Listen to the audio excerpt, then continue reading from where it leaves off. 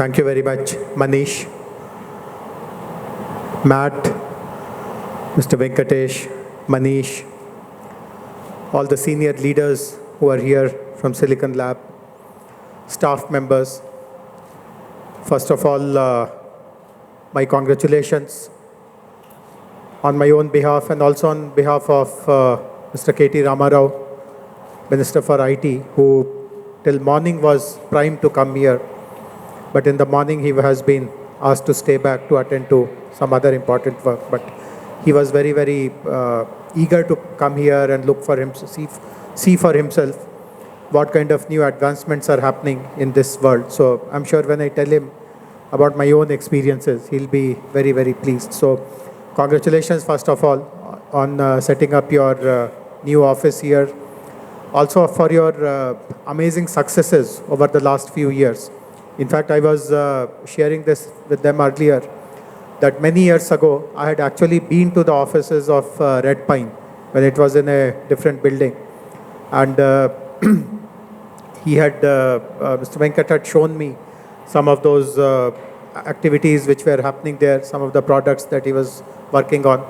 And I remember now it also brings back another interesting memory. I forget the name of the Japanese investor who was there that day.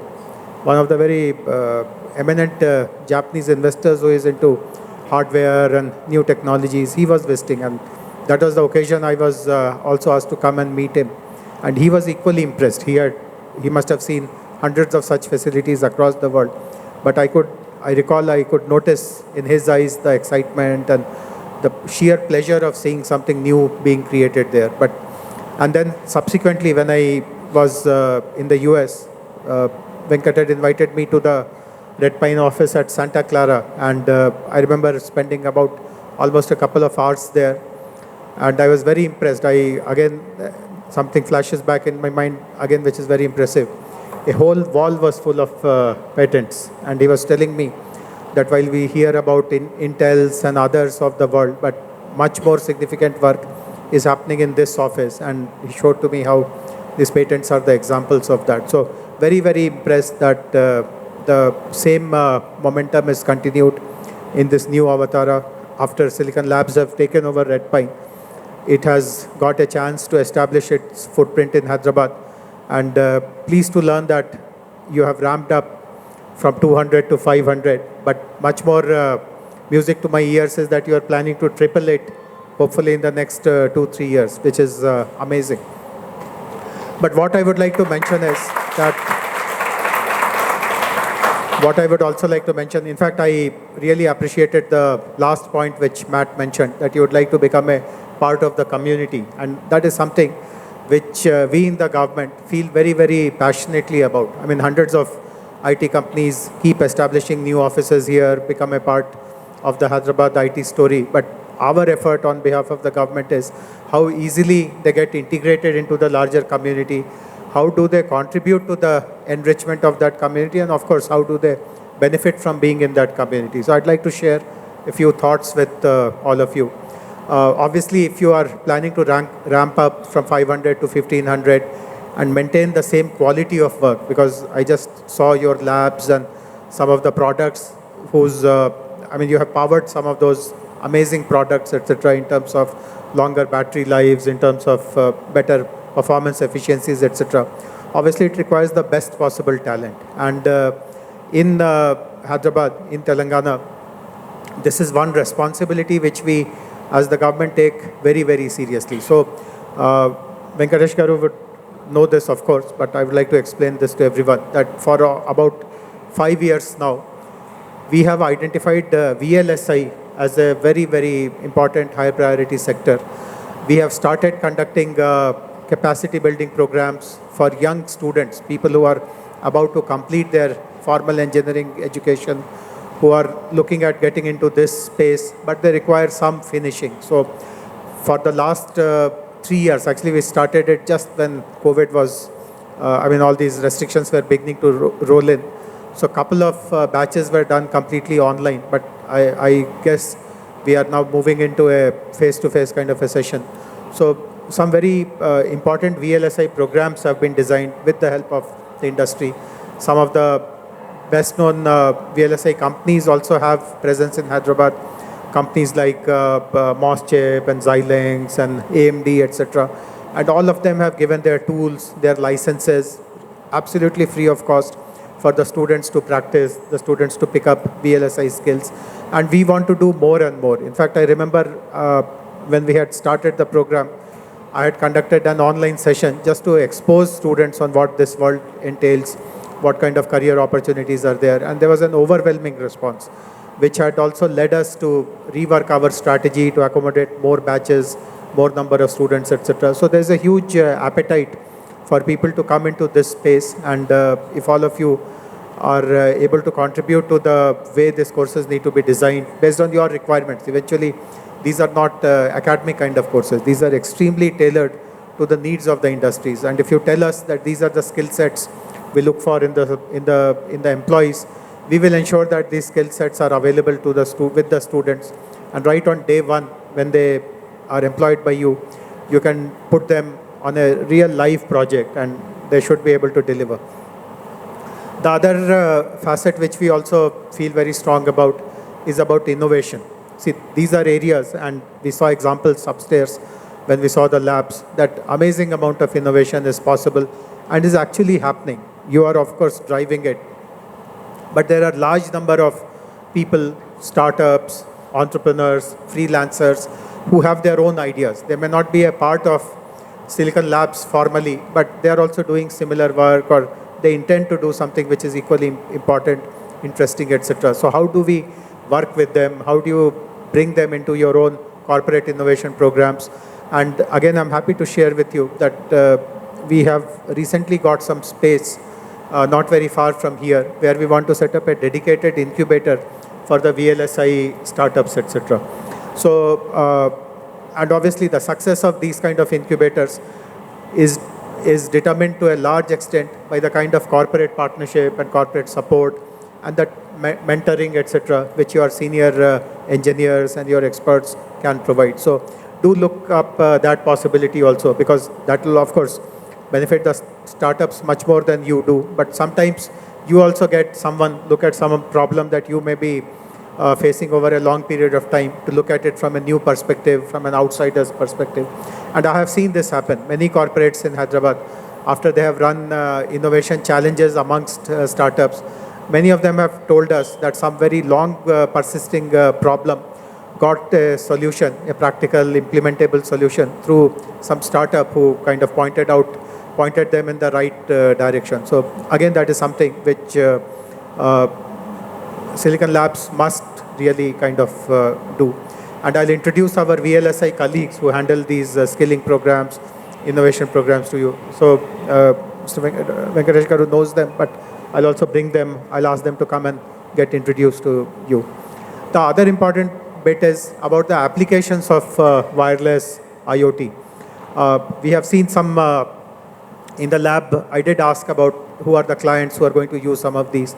And we know some of your clients who are, of course, very, very important. But there is a tremendous amount of opportunity in India in particular, and also in Telangana, of actually solving real life problems using IoT, using sensors. And this is something which, again, is core to our technology DNA. We feel that no technology is worth it unless it is able to solve some pressing problems which the most common person faces.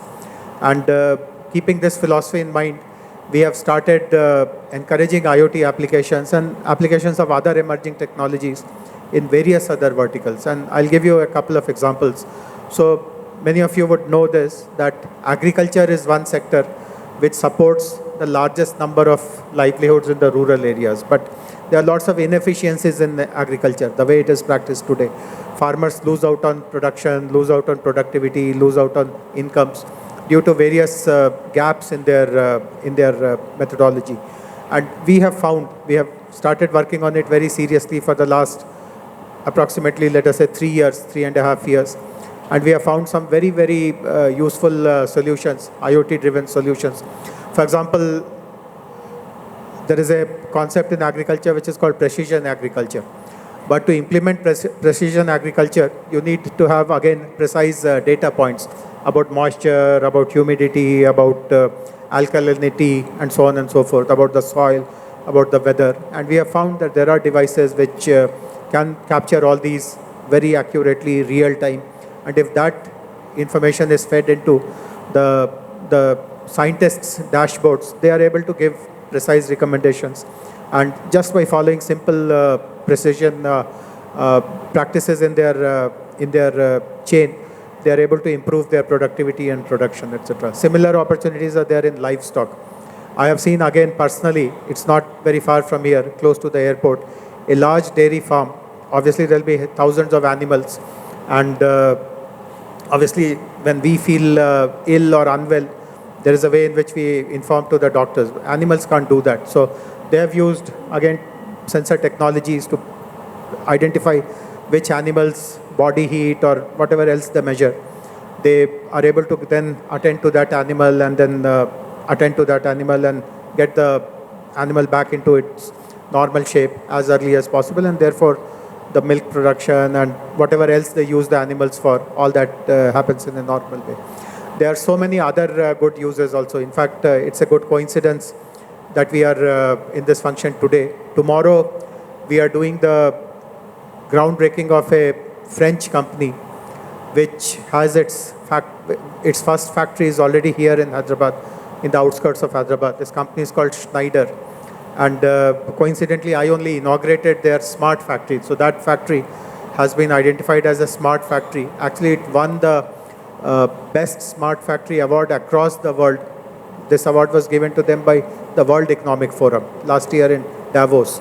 The factory is in Hyderabad. And as I said, since I inaugurated it, I spent lots of time to understand what has made it smart. And some amazing things happened. In fact, literally every piece of machine has monitors which tell you how the machine is functioning, what kind of maintenance schedule do you need to implement for that machine. But obviously at the back end, wireless plays a very important role because it's a huge factory, and to ensure seamless kind of connectivity between machine to machine.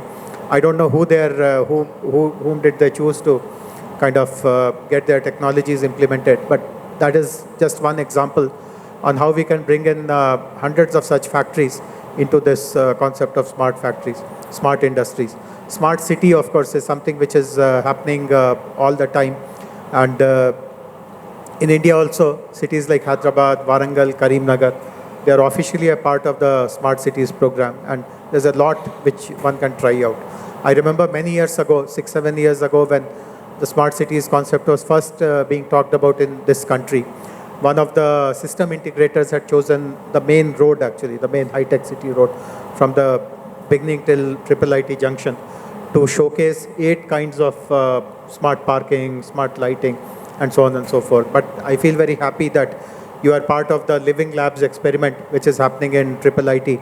We are also a part of collaborators to that, along with the Government of India, the German institutions, and many other private companies. And happy to learn from you, Manish, that you have made good progress, and some of the work that you have done there is going to be inaugurated formally in the next few days. But lots of opportunities are there in that area as well.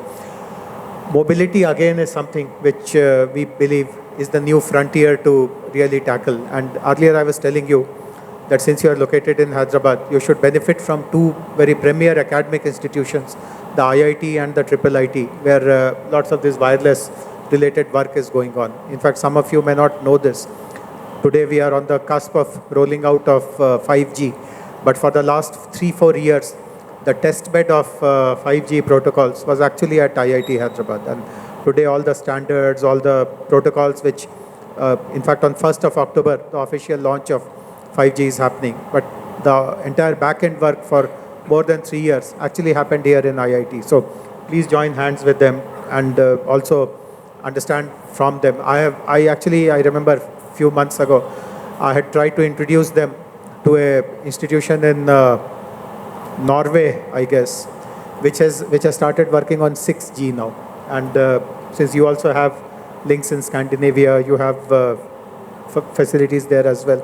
Maybe you can also contribute to some of the advanced work that we should do to prepare ourselves, the country itself, for 6G rollout in the near future. So as I said, multiple opportunities, and if you are very serious about enriching the community, lots of things are happening. Associations are involved in doing so. Private companies are involved. Academic institutions are involved. As a government, our role is to bring everything together and enjoy everyone's success. And that is why we are here for. But all the same, I'm very, very glad that, Matt, you have come personally and you have seen how things are here in this state. Amongst the 28 states in the country, there are about half a dozen states which are today pushing the frontiers of technology exploration. And I'm very proud to share this with you, that this state of Telangana is really at the top of that. And the presence of companies like yours will give us a further boost, will be a big support for all our endeavors. So good luck to all of you. While I have appreciated everything else that you do here, I feel mighty impressed with everything.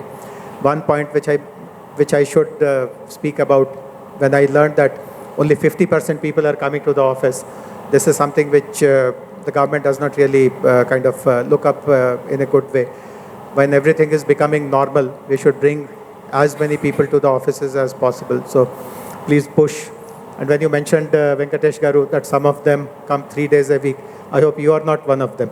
You should set a good personal example of being here all the time. So, but anyway, I do hope that you continue to grow and succeed. And tomorrow, the contribution that this office makes to all the global work which Silicon Labs is doing, that is really at the top. It is really appreciated. So good wishes once again, and thank you very much for inviting.